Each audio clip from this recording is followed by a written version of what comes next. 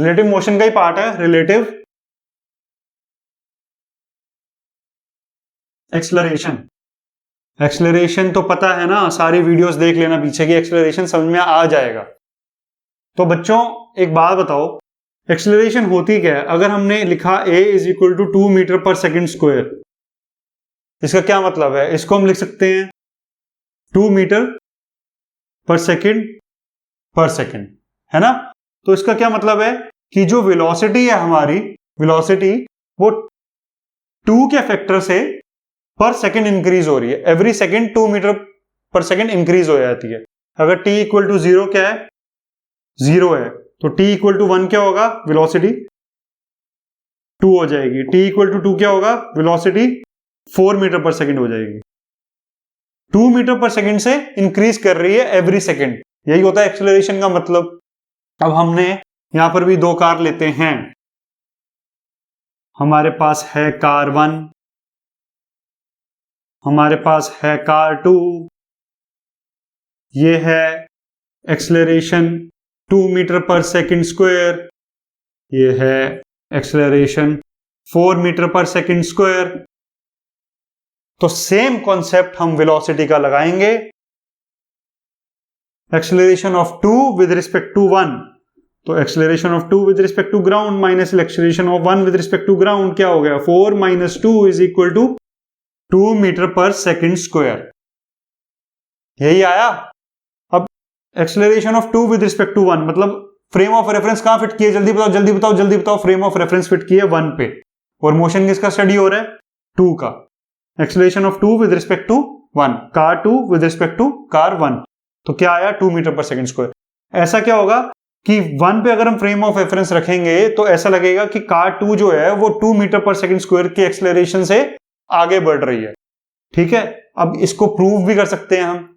देखो, अगर हम देखें, मैं यहां लिखूंगा और मैं वहां लिखूंगा, तो कार 1 को देखें, कार 1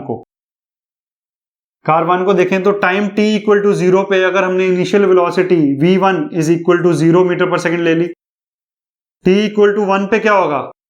v1 क्या होगी? 2 meter per second, 2 meter per second से आगे बढ़ रही है ना एक्सेलरेशन जो है वो 2 मीटर पर सेकेंड स्क्वायर है, तो वेलोसिटी जो है वो 2 से आगे बढ़ती रहेगी। t इक्वल टू 2 पे क्या होगा? v1 हो जाएगी हमारी 4 मीटर पर सेकेंड।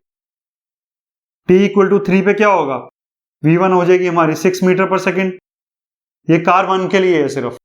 अब कार 2 के लिए लिखते हैं। कार 2 के लिए देखो, कार 2 के लिए t इक्वल टू 0 पे क्या होगा? v2 हो जाएगी 0 meter per second, initial velocity हमने 0 ले ली। t इक्वल टू 1 पे क्या होगा? v2 हो जाएगा 4 मीटर पर सेकेंड। इसमें क्या हो रहा है? 4 मीटर पर सेकेंड से एवरी सेकेंड वेलोसिटी बढ़ रही है। t इक्वल टू 2 पे क्या होगा? v2 हो जाएगी हमारी 8 मीटर पर सेकेंड, और t इक्वल टू 3 पे क्या होगा? v2 हो जाएगी हमारी 12 मीटर पर सेकेंड। राइट बच्चों? क्लियर बच्चा लोग? तो अब इसके अंदर हम रिलेटिव वेलोसिटी देखते हैं हर टाइम पे। रिलेटिव वेलोसिटी अगर हम हर टाइम पे देखेंगे तो हमें क्या लगेगा? t इक्वल टू 0 पे velocity of 2 with respect to 1 क्या होगा? Velocity of 2 minus velocity of 1, दोनों ग्राउंड के रिस्पेक्ट में। तो वेलोसिटी ऑफ 2 क्या था? 0 माइनस 0 क्या आया? 0 meter per second. t equal to 1 पे क्या होगा? Velocity of 2 with respect to 1 क्या होगा? वेलोसिटी ऑफ 2 कितनी थी? 4, और वेलोसिटी ऑफ 1 क्या है? 2, तो क्या आया? 2 meter per second. t equal to 2 पे वेलोसिटी v21 क्या आया? Velocity of 2 with respect to 1 8 minus 4, तो 4 मीटर पर सेकेंड। और यही अगर हम t इक्वल टू 3 पे देखते हैं, अब t इक्वल टू 3 पे क्या आया? Velocity of 2 with respect to 1 क्या आया? 12 माइनस 6 मीटर पर सेकेंड। अब मुझे ये देख के बताओ कि जो रिलेटिव वेलोसिटी है उसकी अगर एक्सेलरेशन निकालें तो कैसे निकलेगी? भाई पहले 0 थी, फिर 2 थी, फिर 4 हो गई, फिर 6 हो गई।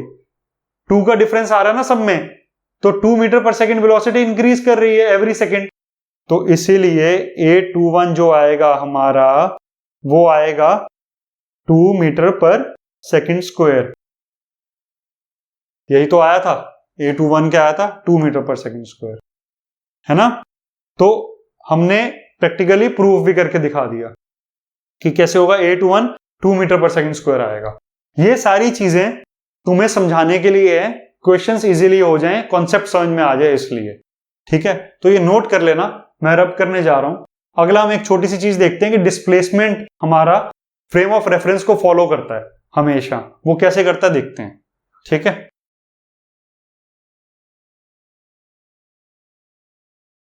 फिजिक्स पढ़ते रहो, मजे मारते रहो, पढ़ते रहो पढ़ते रहो। चलो चलो बच्चों आगे देखते हैं। Displacement, displacement follows, displacement follows frame of reference. हमने जो बात कही है वो क्या कही है, डिस्प्लेसमेंट जो है वो हमारा फ्रेम ऑफ रेफरेंस को फॉलो करता है। कैसे फॉलो करता है, पहला एग्जाम्पल देखेंगे। ये कार है, कार के अंदर 2 बच्चे हैं, शैतान बच्चे, ठीक है।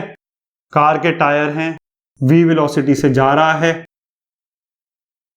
अब displacement of a with respect to b ऐसे लिखेंगे, या displacement of b with respect to a।